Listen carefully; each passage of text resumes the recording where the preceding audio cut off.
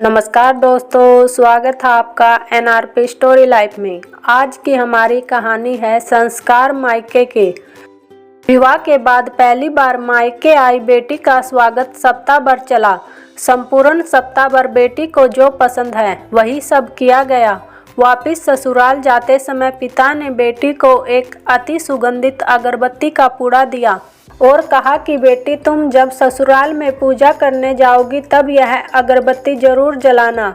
माँ ने कहा, बिटिया प्रथम बार मायके से ससुराल जा रही है तो ऐसे कोई अगरबत्ती जैसी चीज देता है भला।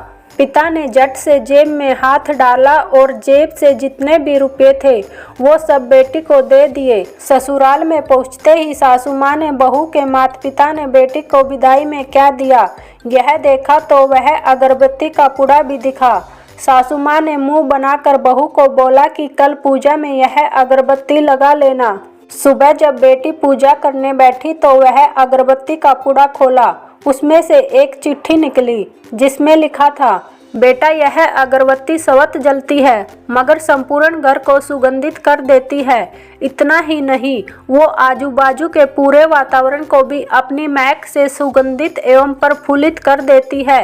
हो सकता है कि तुम कभी पति से कुछ समय के लिए रूठ जाओगी या कभी अपने सास ससुर जी से नाराज हो जाओगी, कभी देवर या ननद से भी रूठोगी, कभी तुम्हें किसी से बातें सुननी भी पड़ जाए या फिर किसी अड़ोस पड़ोसियों के बर्ताव पर तुम्हारा दिल खट्टा हो जाए। तब तुम मेरी यह भेंट ध्यान में रखना, अगरबत्ती की तरह जलना। जैसे अगरबत्ती स्वयं जलते हुए पूरे घर और संपूर्ण वातावरण को सुगंधित और प्रफुल्लित कर ऊर्जा से भरती है, ठीक उसी तरह तुम स्वयं सहन कर तेरे ससुराल को अपना मायका समझकर सबको अपने व्यवहार और कर्म से सुगंधित और प्रफुल्लित करना। बेटी चिट्ठी पढ़कर फपक कर रोने लगी। सासू माँ लपक कर आई। पति और ससुर जी भी पूजा घर में पहुँचे जहाँ बहू रो रही थी। अरे, हाथ को चटका लग गया क्या?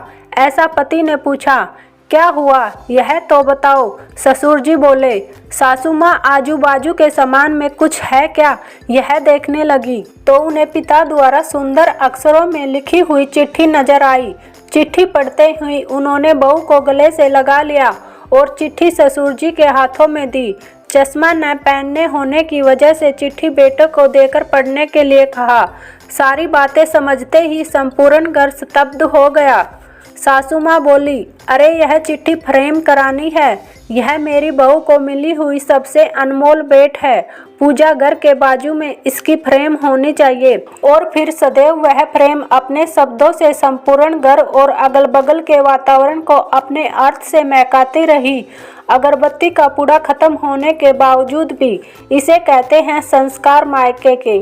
Thank you friend. अगर आपको कहानी पसंद आई हो तो वीडियो को लाइक और चैनल को सब्सक्राइब जरूर करना। धन्यवाद।